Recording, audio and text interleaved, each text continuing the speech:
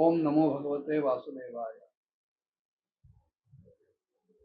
राजानं पालखीतून उडी मारून जडभरतांचे पाय धरले आणि त्यांच्याशी बोलायला सुरुवात केली. तेव्हा आपल्या देहावर ब्राह्मण लोक जे धारण करतात ते चिन्ह म्हणजे ते यज्ञोपवीत दिसत आहे. पण मला सांगा, ब्राह्मणासारखा आपला आचार दिसत नाही. मग आपलं मूळ रूप लपवून गुप्त ठेवून आपण हिंडणारे कोण आहात? आपण दत्तात्रय, ऋषभदेव किंवा अन्य कोणी अवधूत वगैरे तर नाही. आपल्या वडिलांचं नाव काय, आपला जन्म कुठे झाला आणि ह्या प्रदेशामध्ये आपण कुठल्या हेतून कुठल्या प्रयोजनानं हिंडत आहात. आणि जर आपण माझं कल्याण करण्यासाठी इथे आलेला असाल तर आपण साक्षात सत्वमूर्ती भगवान कपिलजीचं नव्हे. नाहम विशंके सुरराज वज्रान न द्रक्ष शूलान न यमस दंडात नाग्नेर्क सोमान वित्त पात्रात शंके भृशम ब्रह्मकुलाव मानात. महाराज, मला इंद्राच्या वज्राचं अजिबात भय वाटत नाही. मी भगवान शंकरांच्या त्रिशूळाला सुद्धा घाबरत नाही. यमराजाच्या दंडालाही मी घाबरत नाही.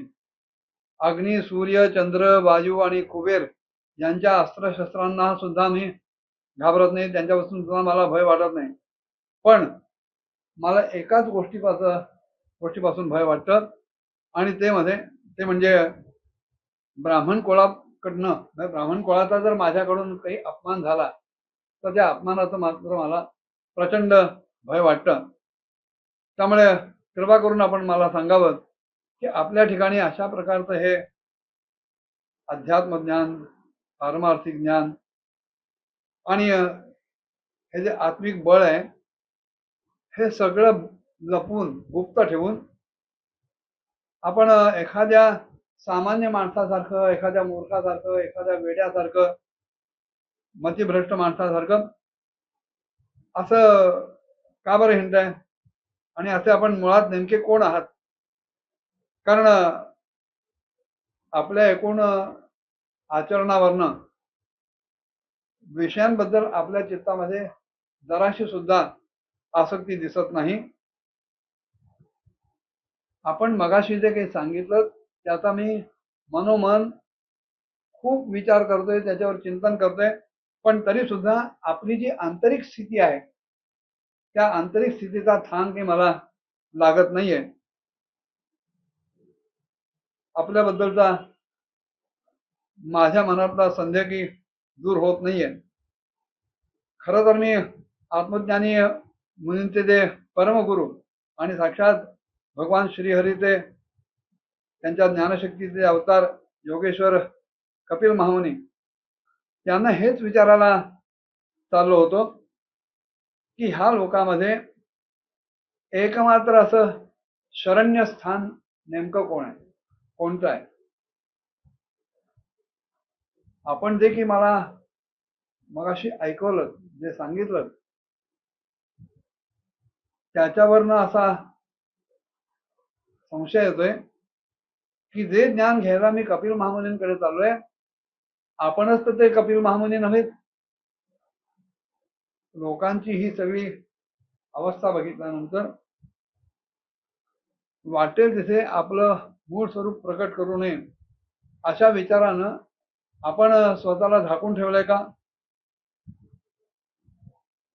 कारण घरदारामध्ये आसक्त असलेला, गृहस्थाश्रमात आसक्त असलेला, लौकिक ऐहिक सुखांमध्ये फार बुडून गेलेला, डुंबणारा असा कोणीही जो जीव आहे, जो विवेकहीन आहे, त्याला योगेश्वरांची आंतरिक स्थिती कशी काय करणार? कारण मी स्वतः युद्ध, लढाया यांच्यासारख्या कामांमध्ये स्वतःला श्रम झालेले अनुभवलेले आहेत, कष्ट झालेले अनुभवलेले आहेत. त्यामुळे माझं असं अनुमान आहे, माझा असा तर्क आहे की ओझं वाहणं आणि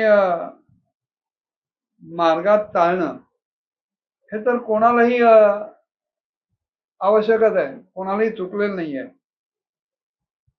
कारण मला तर हा व्यवहार मार्ग अत्यंत सत्य असाच वाटतो. कारण घडा मिथ्या जर मानला तर त्या मिथ्या असलेल्या घड्यातून आपण पाणी कसं भरणार आणि तहान कशी जमवणार? आणि नुसती माती हातात घेऊन त्याने की तहान शमवता येत नाही. देहादी धर्मांचा आत्म्यावर कुठल्याही प्रकारचा परिणाम होत नाही असं जे तुम्ही म्हणताय ते की मला अजून नीटच पटत नाहीये, कळत नाहीये.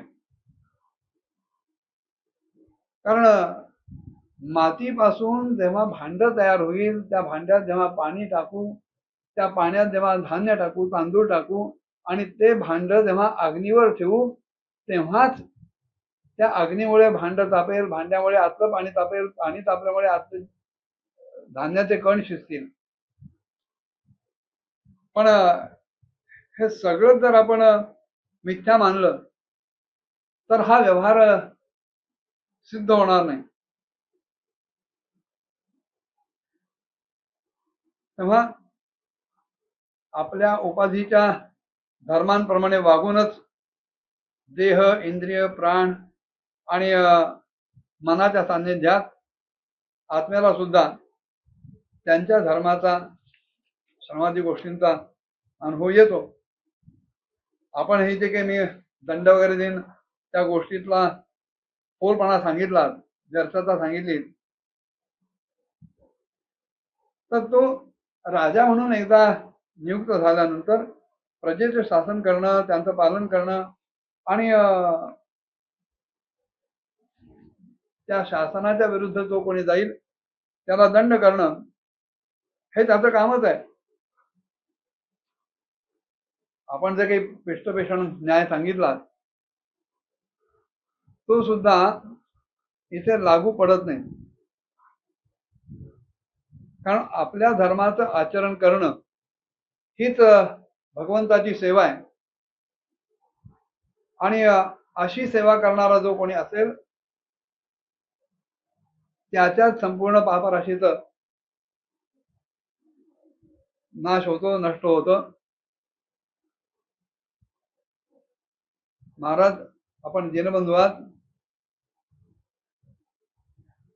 मी आपल्या सारख्या परमसाधूची अवज्ञा केली आहे, पण आपण आता माझ्यावर अशी कृपा करावी की ज्यामुळं संत साधू सत्पुरुषांच्या अवज्ञेतून निर्माण झालेलं जे पाप आहे, जो अपराध आहे, त्याच्यापासून मी मुक्त होऊ शकेन.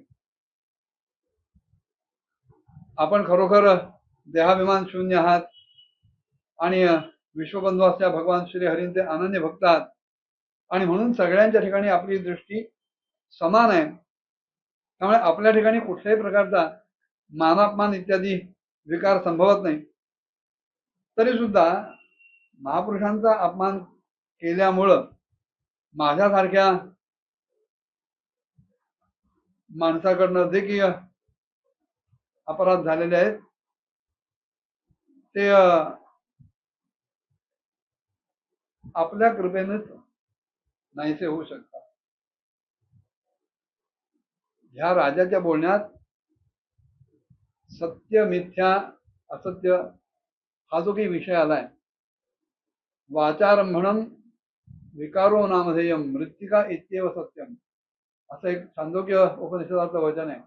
त्याचा आधार आहे की माती सत्य आहे आणि घडा असत्य आहे. कारण घडा हा मातीचा विकार आहे आणि विकाराला नेहमीच आधी अंत असतात. माती नित्यच असते. पण माती नित्य असली, सत्य असली तरी माती व्यवहारात उपयोगात आणता येत नाही. मातीचा घडा बनवला तर त्या घड्यात काहीतरी पैसे ठेवता येतील, त्या घड्यात काही पदार्थ ठेवता येतील. तेव्हा घडा जरी मिथ्या असला तरी व्यवहारामध्ये त्याला काही ना काही मूल्य आहे. पण त्या मूल्यामध्ये अडकून न राहता जसं सत्याकडे केंद्रित करून माणसाने जगायला पाहिजे, त्याचप्रमाणे मिळालेला देह हा त्या घड्यासारखा आहे आणि हा घडा पंचमहाभूतांपासून निर्माण झालेला आहे. पण ज्याच्यामुळे हा घडा धारण केला गेलेला आहे तो जो आत्मा आहे, आत्मतत्व आहे, परब्रह्म तत्व आहे, त्याच्याकडे लक्ष ठेवूनच माणसानं आपला व्यवहार सांभाळायला पाहिजे आणि आजूबाजूच्या कुठल्याही विषयांमध्ये आसक्त न राहता आणि आपल्या ठिकाणच्या देहाबद्दल कुठल्याही प्रकारे अभिमान, अहंता, ममता हे न ठेवता जे सत्य ज्ञान आहे तिथपर्यंत पोहोचायला पाहिजे.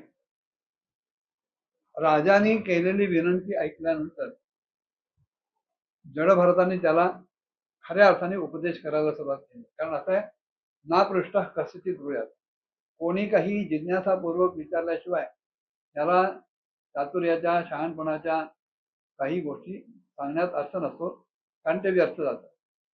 पण त्यांनी काय उपदेश केला तो या 5व्या स्कंदाच्या 11व्या अध्यायात सुरू होतो. पुढच्या भागात बघूया. ओम नमो भगवते वासुदेवाय.